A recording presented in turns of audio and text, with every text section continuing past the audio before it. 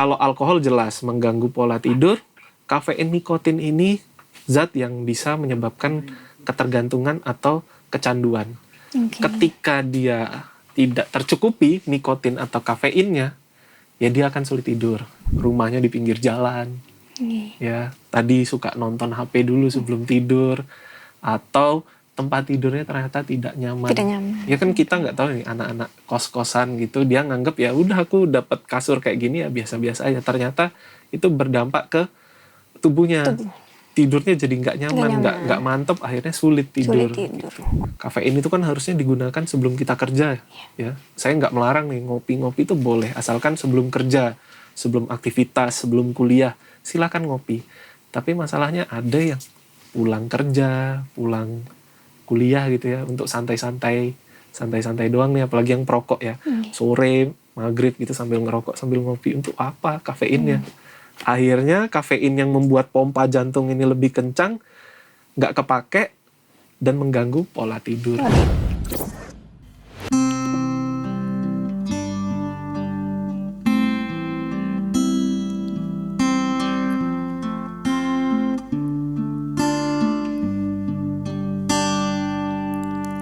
Firman-Mu berkata Kau besertaku, maka kuat roh dan jiwaku. Tangan-Mu Tuhan selalu ku nantikan, di setiap langkah ku percaya. Dengan sayap-Mu ku akan terbang tinggi di tengah badai hidup. Ku tak menyerah, Kau kekuatan dan perlindungan bagiku. Pertolongan-Mu di tempat maha tinggi. Ku mengangkat tanganku, aku berserah. Kau ku nantikan, Kau yang ku sembah, Yesusku, Rajaku.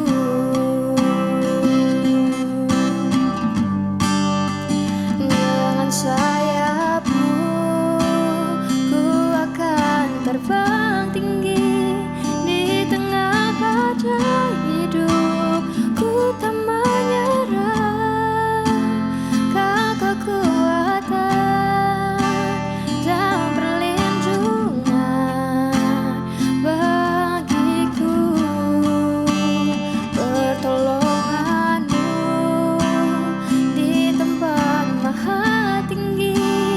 Ku mengangkat tanganku, aku berserah. Kau ku nantikan, Kau yang ku sembah, Yesusku, Rajaku.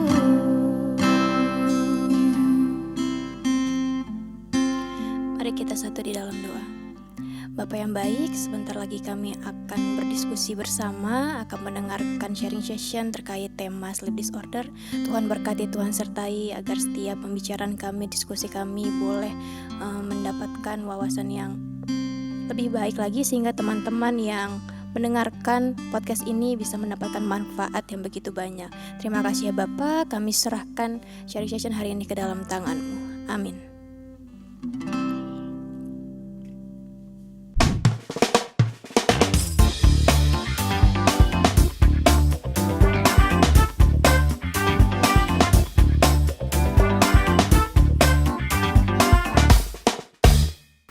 Hai Geners, kembali lagi di Igen Talks kali ini, yang dimana kita akan membahas tema-tema baru lagi, lebih seru lagi pastinya dari tema-tema yang sebelumnya. Untuk di sharing session Igen Talks kali ini, kita akan membahas salah satu tema, yaitu sleep disorder. Nantinya kita akan mengundang salah satu narasumber yang pastinya ahli juga untuk menjelaskan terkait sleep disorder ini. Kita sudah terdatang juga dengan narasumber kita yaitu Dr. Mika. Halo, Dok. Halo Novita. Halo Igeners. Boleh perkenalkan diri Dr. Mika? Oh iya, Perkenalan gimana diri nih nama. perkenalan dirinya ya? Saya Dr. Mika, saya dokter umum yang berpraktek di Yogyakarta. Puji Tuhan, saya juga dikasih kesempatan untuk ikut melayani di tim kesehatan GKI Gejayan. Oke, berarti salah satu dokter praktik juga ya dok di Poliklinik DKI Jayan. Jadi betul. mungkin para jemaat-jemaat yang biasanya sering ke klinik setelah ibadah mestinya udah nggak asing juga ya sama dokter Mika. Oke dok, tadi kan aku sudah coba spill juga ya salah satu tema yang akan kita bawakan di sharing session hari ini yaitu sleep disorder. Oke, Yang kalau sleep misalnya kita lihat fenomena akhir-akhir ini di kalangan milenial atau Gen Z ini salah satu fenomena yang cukup sering dibahas gitu ya dok, apalagi sekarang di sosial media juga, misalnya di TikTok terutama itu banyak banget Gen Z ini yang membahas terkait gangguan tidur atau sleep disorder ini. Nah mungkin di sharing session kali ini kita bisa saling ulik lagi sleep disorder ini itu sebenarnya apa sih, terus faktor-faktor yang menyebabkannya juga apa, dan kapan seseorang itu bisa dikatakan mengidap gangguan tidur. Karena biasanya karakter gitu ya, karakter Gen Z saat ini adalah biasanya suka self-diagnose gitu dok, yang semestinya sebenarnya mereka nggak mengalami itu, tapi kayaknya gue gangguin tidur nih, padahal mungkin tidurnya begadang baru 1 hari kayak gitu. Oke. Benar ya, sebenarnya kalau fenomenanya itu saya lihat seperti ini. Gangguan tidur itu banyak dirasakan oleh milenial. Oke. Ya. Milenial banyak yang mengalami gangguan tidur, terus akhirnya naik ke TikTok, ke Reels Betul. gitu, ditonton Gen Z, gitu. Terus Gen Z merasakan, wah ini aku banget nih, gejalanya aku betul banget. banget, Dok. Dan syukurlah kalau zaman sekarang udah nggak takut ya untuk periksa ke Oke. dokter. Akhirnya banyak pasien-pasien yang remaja, dewasa Oke. itu datang ke dokter, ke saya salah satunya untuk bertanya, bener nggak sih dok, saya ini punya gangguan tidur, Oke. atau dok kayaknya aku insomnia nih, kayak gitu. Jadi banyak yang bertanya ya, tapi juga banyak yang akhirnya self diagnosis. Nah ini yang berbahaya nih, Iya, self diagnosis, dan mereka mencari-cari cara sendiri mengobatinya. Dan kalau dapat informasi yang salah atau misinformasi, nah itu yang berbahaya, malah Oke. nanti masalahnya bukan tertangani malah makin panjang. Harapannya diskusi sore hari ini bisa mencegah ada misinformasi itu. Oke, jadi mestinya semoga sharing session hari ini diskusinya bisa bermanfaat juga ya dok buat teman-teman IGNers yang nonton. Oke, mungkin tanpa berlama-lama kita mungkin bisa, aku juga penasaran sih nih dok terkait sleep disorder ini seperti apa. Mungkin definisi atau makna dari sleep disorder ini sebenarnya apa sih dok dari sudut pandang klinis atau kesehatan? Oke, sleep disorder itu atau gangguan tidur sebenarnya kumpulan penyakit ya, kumpulan penyakit yang mengenai kualitas, kuantitas ya, kuantitas berarti jumlah tidurnya dan waktu tidur seseorang. Entah itu siang, malam, atau pagi, waktunya kapan dia tidur, dan ini berdampak pada fungsi aktivitas sehari-harinya ya. Mengganggu, jadi dia mengganggu. Dan ini pasti disebabkan kalau tidak masalah fisik atau masalah mental. Oke. Gitu. Berarti mungkin kalau di Gen Z sekarang mungkin yang paling mungkin menjurusnya sebenarnya ke faktor mentalnya sendiri mungkin ya dok, apalagi mungkin depresi gitu ya. Kalau nggak salah ya dok, kalau misalnya takutnya kalau salah dibenarkan.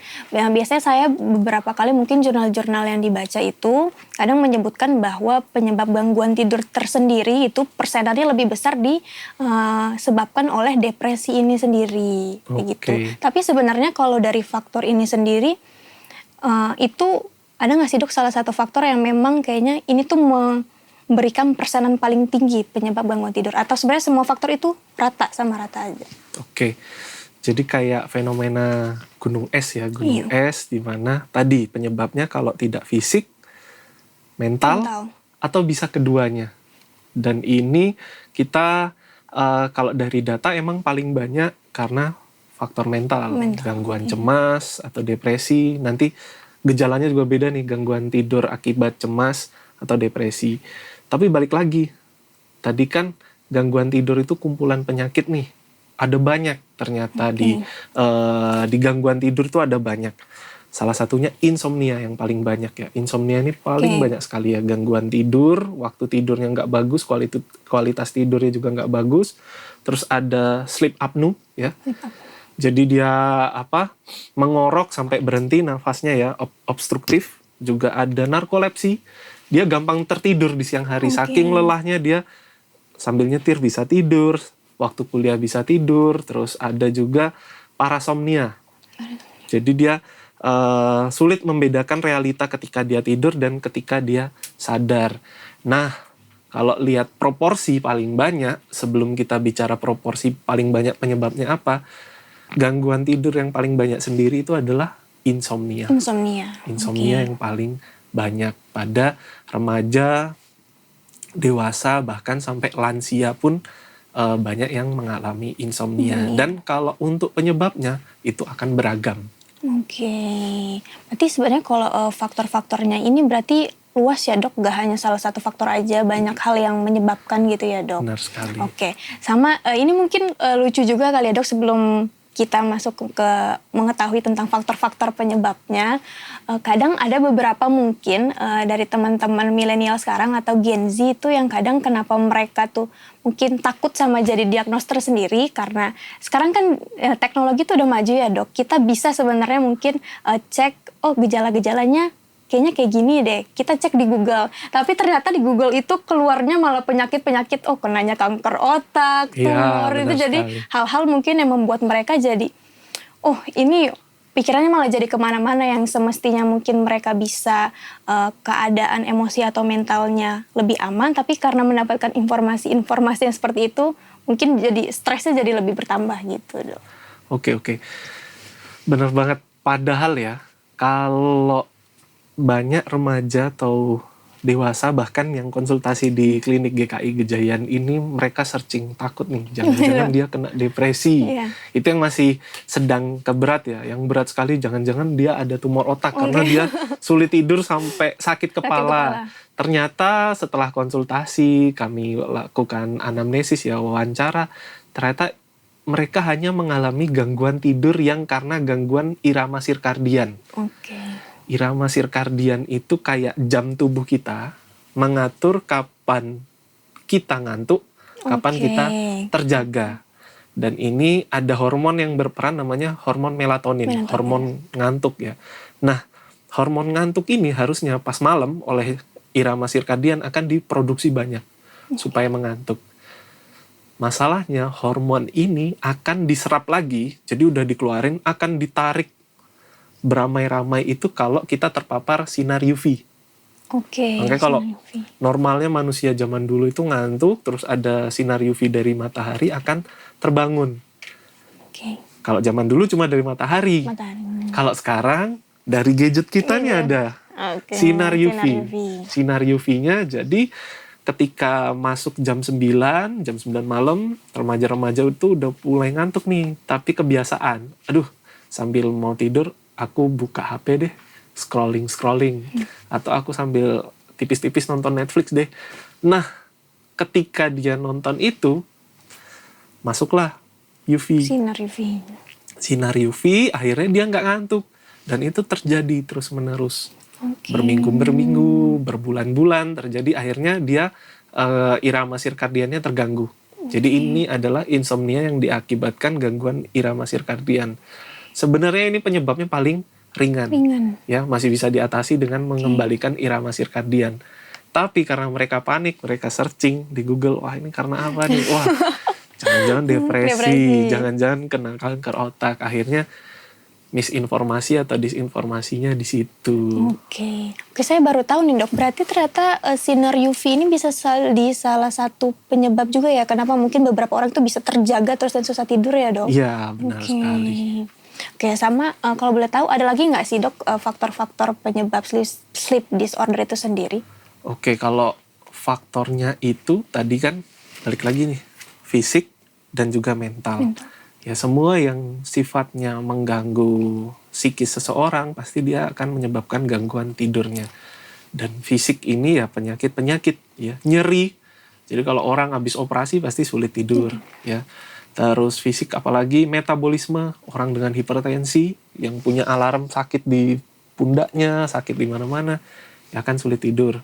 Terus penyakit fisik pada lansia ya, beser, gampang ke kamar mandi, bikin sulit tidur. Jadi penyebabnya dari fisik maupun mental. Itu kalau penyakit. Dan ada faktor lingkungan juga. Lingkungan. Secara normal atau kalau di kedokteran itu kita bahasnya secara fisiologis, itu tidur harus dalam keadaan yang gelap. Ya tadi tidak ada sinar UV. Kalau pakai lampu tidur boleh, kan itu sinar remang-remang. Harus keadaan tenang. Keadaan tenang dan keadaan nyaman. Nah, sering sekali pasien-pasien yang tidak punya masalah mental, tidak punya masalah fisik, dia punya insomnia karena ini. Rumahnya di pinggir jalan. Ya, tadi suka nonton HP dulu sebelum tidur, atau tempat tidurnya ternyata tidak nyaman. Ya kan kita nggak tahu nih anak-anak kos-kosan gitu, dia nganggep ya udah aku dapat kasur kayak gini ya biasa-biasa aja. Ternyata itu berdampak ke tubuhnya. Tidurnya jadi nggak nyaman, nggak mantep, akhirnya sulit tidur. Gitu. Jadi ada faktor mental, fisik, dan juga ada faktor lingkungannya. Jadi ada ketiga faktor itu ya dok. Ya. Kalau boleh tahu sebenarnya kalau untuk gangguan tidur ini sendiri ada faktor genetik gak sih dok? Atau lebih ke condong ketiga tadi aja? Kalau genetik yang dalam artian orang tuanya sulit tidur, otomatis anaknya sulit tidur tuh nggak ada. Nggak ada, Jadi genetik itu dia secara tidak langsung. Misalnya orang tuanya punya diabetes, anaknya tidak menjaga pola makan, akhirnya dia beresiko kena diabetes, dan akhirnya terkena diabetes, nah itu bisa menyebabkan gangguan tidur. Gangguan mental itu juga menurun secara genetik ya, misalnya orang tuanya punya kecenderungan depresi berat, dan anaknya juga gampang terkena depresi atau cemas, dan itu bisa mempengaruhi pola tidurnya. Jadi secara nggak langsung genetik juga berperan. Berperan ya dok. Berarti ada keempat faktor itu juga ya dok. Ada waktu, lingkungan, fisik, dan juga mental itu ya dok. Sama kalau boleh tahu dok, tadi kan beberapa dokter di awal juga udah menyebutkan ya beberapa jenis gangguan tidur sendiri, mungkin ada. Jatuh sih. Oh iya, maaf ya. Ini. Tadi kan dokter juga beberapa ada menyebutkan jenis-jenisnya juga ya dok, jenis-jenis sleep disorder sendiri, kayak insomnia itu salah satunya juga ya dok. Insomnia adalah salah satu. Sleep apnea juga. Disorder. Nah selain itu ada lagi nggak sih dok jenis-jenis sleep disorder itu sendiri, dan kalau boleh tahu sebenarnya kapan seseorang bisa dikatakan mengidap gangguan tidur ini sendiri? Saya jawab yang kapan seseorang mengidap gangguan tidur ya. Gangguan tidur itu tadi kan mengenai 3 ya. Kualitas tidurnya. Jadi harusnya kita itu kalau tidur berkualitas, bangun itu akan segar dan bugar. Ketika seseorang itu bangun tidur merasa lelah, ya sering pasien datang seperti ini. Dok, saya itu tidur udah cukup 8 jam bahkan sampai 12 jam, tapi bangun tidur rasanya capek. Karena waktu tidur rasanya kayak saya bekerja, mimpinya melakukan aktivitas, berarti kualitasnya jelek. Terus kedua, kuantitasnya, ya lama tidurnya, yang harusnya sehari bisa 8 jam, yaitu 2 jam di siang hari, 1-2 jam di siang hari, terus 6-7 jam di malam hari itu nggak terpenuhi. Itu berarti dia mengganggu kuantitasnya. Dan yang terakhir adalah waktu. Normalnya manusia ini ya, kecuali kalau ada faktor pekerjaan ya, ini tidur di malam hari dan di siang hari ya, proporsinya lebih banyak di malam hari dan sebagian di siang hari. Ketika itu terbalik ya, siang tidurnya lama banget, malam tidur cuma 1 jam 2 jam, padahal nggak ada pekerjaan. Akhirnya dia malam cuma bengong, cuma nonton, cuma melakukan aktivitas yang dikatakan tidak perlu. Nah itu berarti waktu tidurnya yang bermasalah. Ketika dia mengalami salah satu atau lebih dari salah satu faktor ini ya, ini bisa dikatakan dia punya sleep disorder. Gitu. Dan nanti kalau sudah masuk ke sleep disorder, sebaiknya konsultasi ke dokter untuk tahu dia sleep disordernya yang jenis apa. Insomnia kah? Atau sleep apnea? Atau dia yang gangguan kaki cemas ya, restless. Kakinya goyang-goyang kalau mau tidur, harus goyang-goyang lama tidurnya. Jadi itu kita harus melakukan pemeriksaan lanjut ke jenisnya apa, jenis apa sleep disordernya apa. Oke, karena sekarang juga banyak kejadian yang dunia terbalik kayak dokter tadi sebutkan, yang mesti tidur di malam hari, sekarang tidur siang hari dan malam harinya justru malah melek gitu. Itu juga jadi salah satu penyebab terbesar juga mungkin ya dok, seseorang bisa mengalami gangguan tidur ini sendiri. Apalagi ya harusnya nih misalnya seorang dokter atau tentara atau polisi yang mereka punya kerja shift, itu saja sebenarnya dari penelitian harus dibatasi. Ya, dibatasi 20 atau 30 tahun ya. Saya nanti kita baca lagi bahwa pekerjaan shift itu nggak boleh lebih dari itu. Karena kalau lebih dari itu bisa berdampak ke kesehatan fisik. Salah satunya bisa beresiko ke penyakit jantung. Itu orang yang punya pekerjaan, yang dituntut pekerjaan makanya tidurnya nggak sesuai ya. Ada shift. Nah, masalahnya remaja-remaja ini yang masih kuliah atau bahkan masih sekolah yang aktivitasnya ya kan pasti siang. Iya. Ini mereka kadang ikut-ikutan nih, shift-shiftan ya. Harusnya mereka malam tidur malah mereka begadang.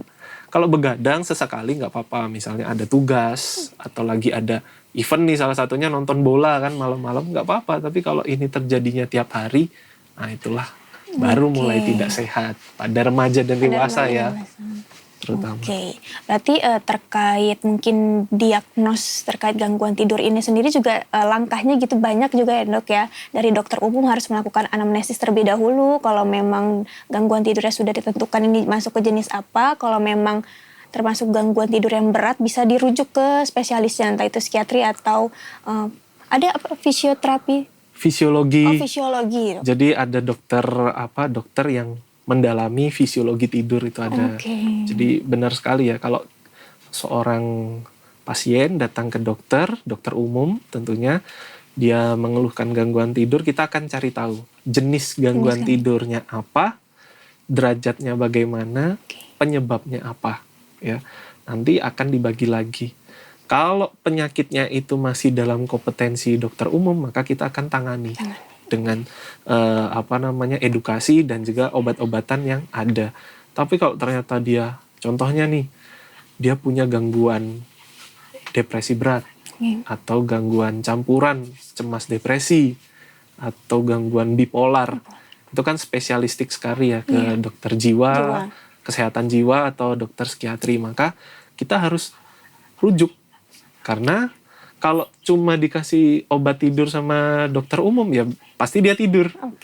Obatnya habis, kambuh lagi. Makanya harus disembuhkan tadi penyakit jiwanya, depresinya harus diobati. Nanti juga ada psikoterapi dari psikolog.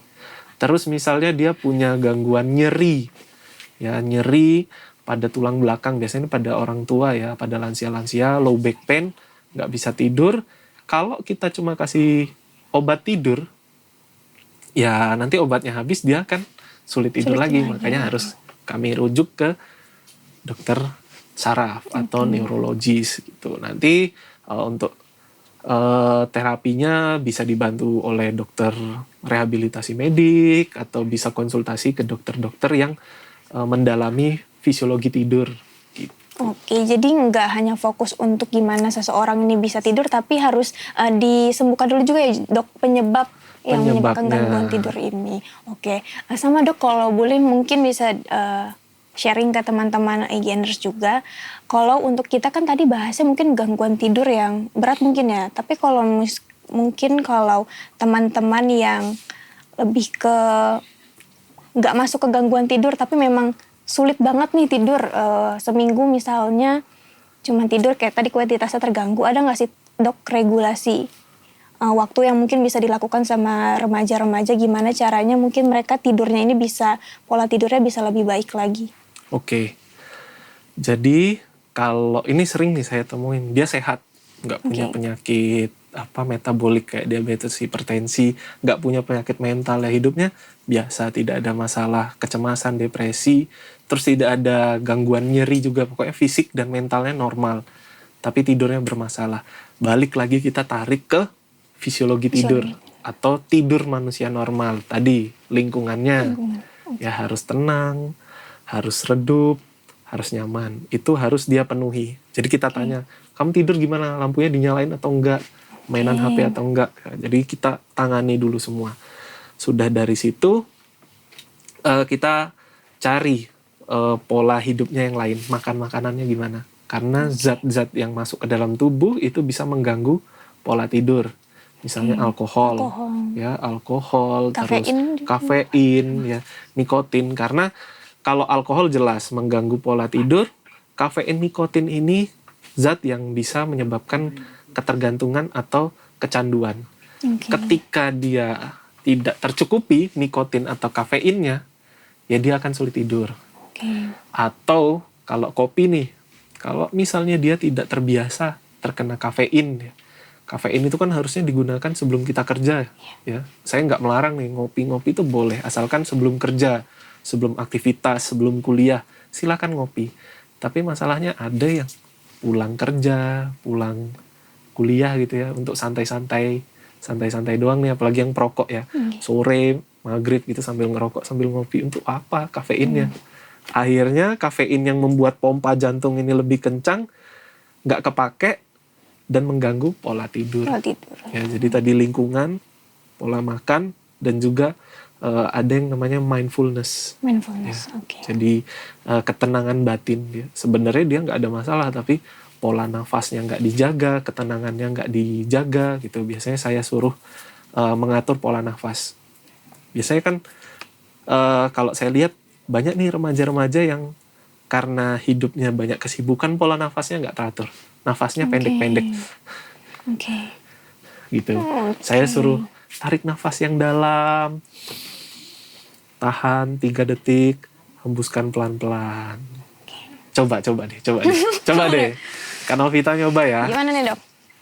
Tarik nafas 4 detik nih, 4 detik. Ya. Saya hitung. Kita sama-sama deh. Kita mulai tarik nafas. Tahan 4 detik. Hembuskan 4 detik juga. Kita ulangi lagi, terus-terusan ya.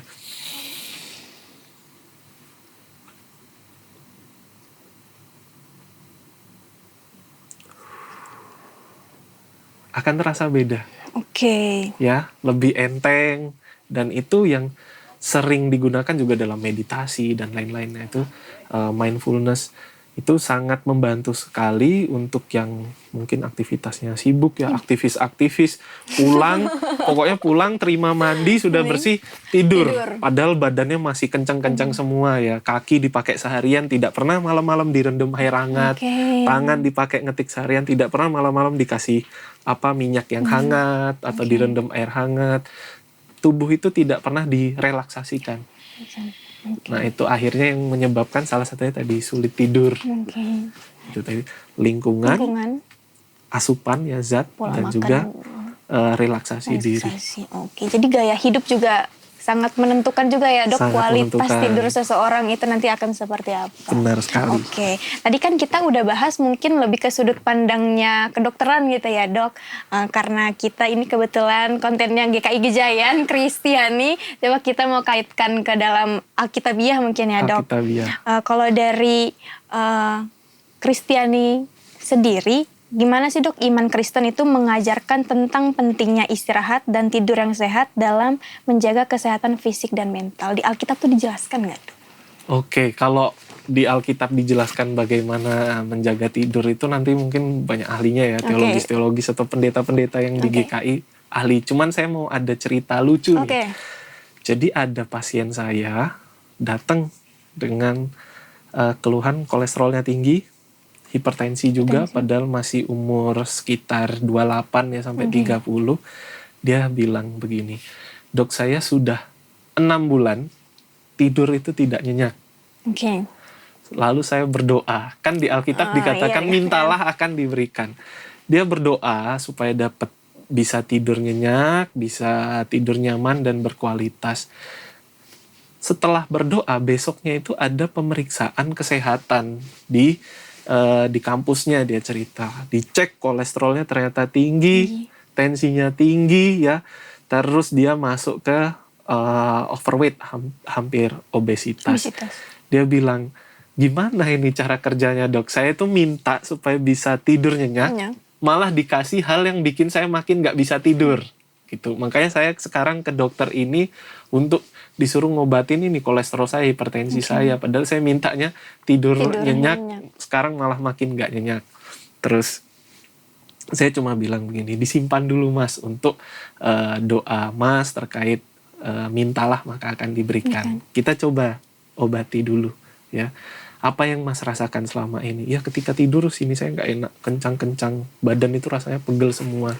Bangun tidur bukannya rasanya segar, badan malah makin sakit semua. Oke, karena kolesterolnya tinggi dan juga ini hipertensinya sudah menetap ya, udah beberapa kali periksa tensinya tinggi, kita kontrol dulu. Ya kita kasih obat tensi, kasih obat kolesterol ya.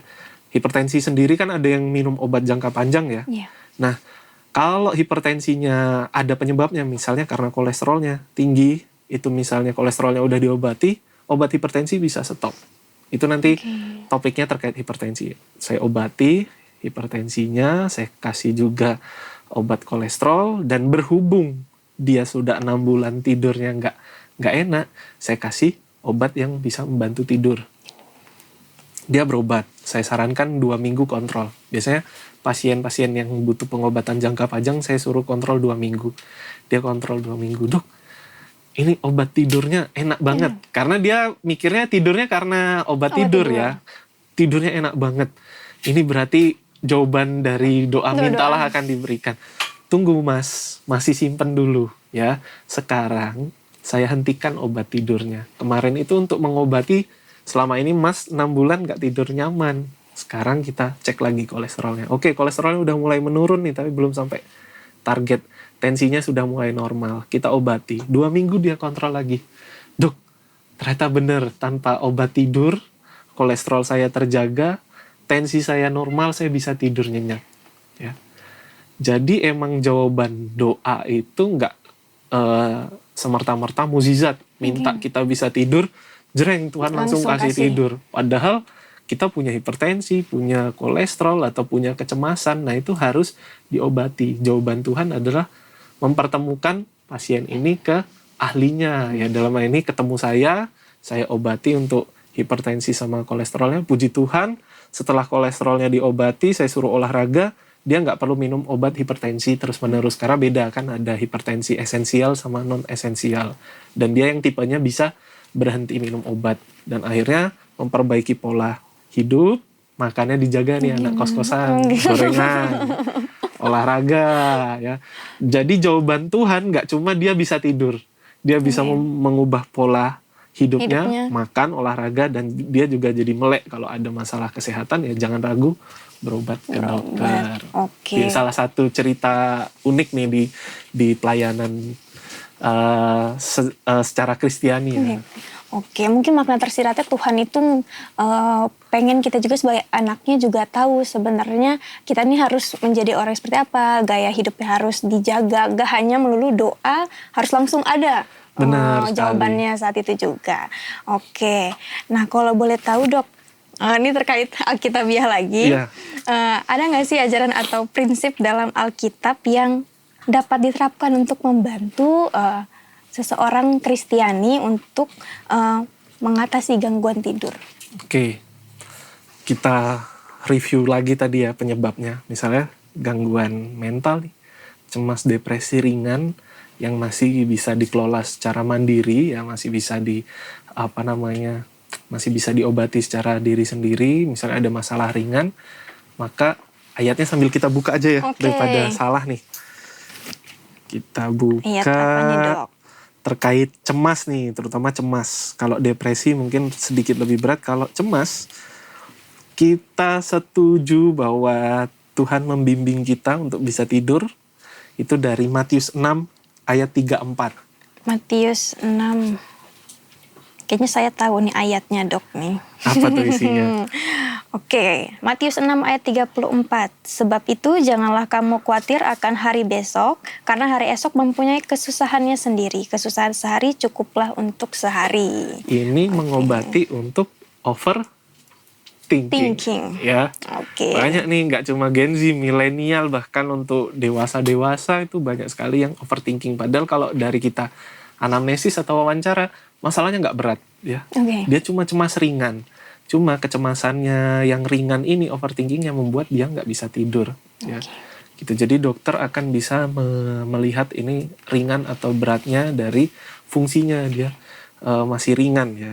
Ada itu Matius 6 dan Matius 6 ayat 34 ini menjawab untuk soal kecemasan ya, gangguan tidur akibat kecemasan. Terus yang kedua, penyebab gangguan tidur tadi, bahwa fisik yang tidak sehat.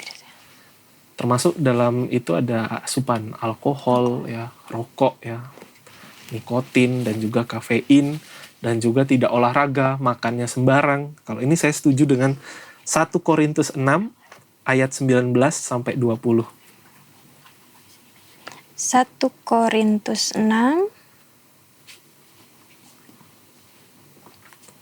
Ini karena saya juga alumni dari Fakultas Kedokteran yang menanamkan nilai-nilai Kristiani. Ini setiap di pelajaran fisiologi tidur akan diajarkan nih tentang ini 1 Korintus 6 ayat 19 ayat 20 ya kalau di Universitas Kristen Duta Wacana.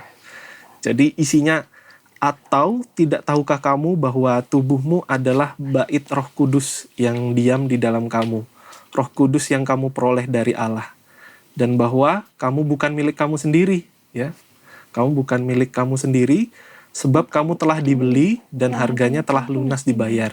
Karena itu muliakanlah Allah dengan tubuhmu ya. Kan sudah banyak nih edukasi terkait pola makan yang baik ya, gizi yang seimbang bagaimana. Jadi kita nggak boleh nih sembarangan makan gorengan, nggak olahraga ya. Sehari makan sekenanya ya, yang punya GERD, asam lambung ya, makan kalau inget.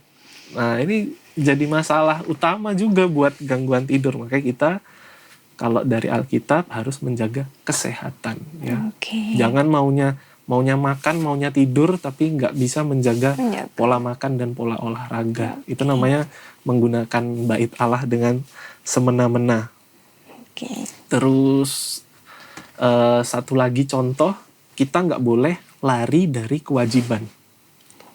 Karena yang membuat seseorang ini tidak nyenyak tidur adalah procrastinating ya, lari dari tugas. Misalnya, besok ujian, nanti aja deh, malam aja belajarnya, aku tidur bentar. Itu tidurnya tidak akan nyenyak. Atau masih ada tugas, tidur dulu deh. Ya. Terus banyak deh lari dari kewajiban ya. Ini dicontohkan oleh Yunus. Ya. Yunus itu ketika dia mau ke Niniwe, lari nggak akan tidur nyenyak. Sampai dia akhirnya ke Niniwe, mengingatkan, terus akhirnya dia mendirikan pondok ya di sebelah kota Niniwe, dia bisa tidur nyenyak. Walaupun ternyata besoknya Niniwe nggak akan jadi dihukum. Akhirnya dia kecewa lagi sama Tuhan gitu ya. Akhirnya dia menemukan kedamaian untuk merelakan pengampunan Tuhan. Tapi sebelum kejadian itu, ketika dia sudah menyampaikan tugasnya ke Niniwe, dia bisa tidur nyenyak. Jadi untuk yang remaja, dewasa ya, nggak boleh lari dari tanggung jawab. Apapun itu tanggung jawab, entah itu tugas, pekerjaan, atau misalnya nih, kita berbuat salah sama orang, ya harusnya kewajiban kita minta maaf. Ini kita tidak minta maaf. Apapun kita nggak boleh lari dari kewajiban. Soalnya mungkin kalau untuk dikaitkan ke Alkitabiah, semua permasalahan-persoalan yang ada di hidup kita semuanya akan berkaitan terus sama ajaran berhubungan dengan tadi faktor penyebabnya.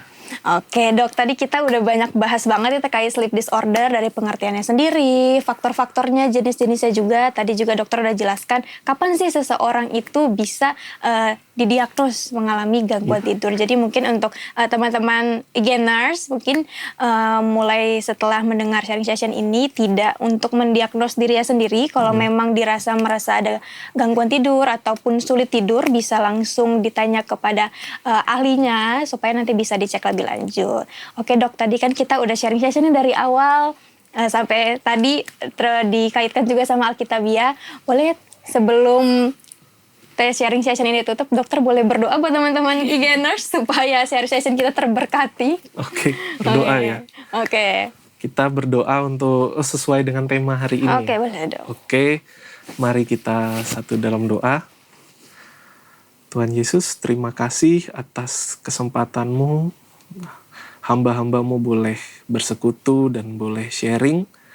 sehingga apa yang boleh kami sharingkan hari ini bisa menjadi informasi yang baik, bisa menjadi saluran berkat untuk IGNers, untuk yang menyaksikan tayangan ini. Kiranya para penonton yang merasakan ada kesulitan bisa tergugah hatinya untuk konsultasi atau merubah gaya hidupnya.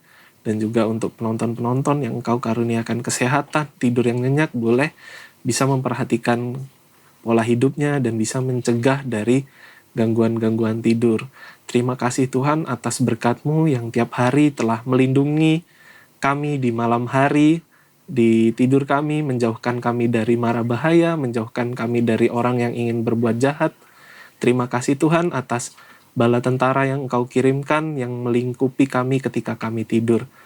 Sekarang kami ingin melanjutkan kegiatan kami masing-masing. Engkau tetap sertai, Engkau tetap karuniakan kesehatan, sukacita, damai sejahtera dalam hidup kami. Doa yang jauh dari sempurna ini kami panjatkan dalam nama-Mu saja ya Tuhan. Terima kasih, kami telah berdoa. Amin. Amin. Oke, terima kasih banyak Dokter Mika sudah Sama-sama. datang di IGN. Semoga sharing sessionnya bermanfaat Sudah untuk boleh teman-teman ikut semua. pelayanan di sini. Oke, IGNers, terima kasih sudah menyaksikan IGN Talks kali ini dan sampai jumpa di IGN Talks berikutnya. Tuhan Yesus memberkati. Dadah.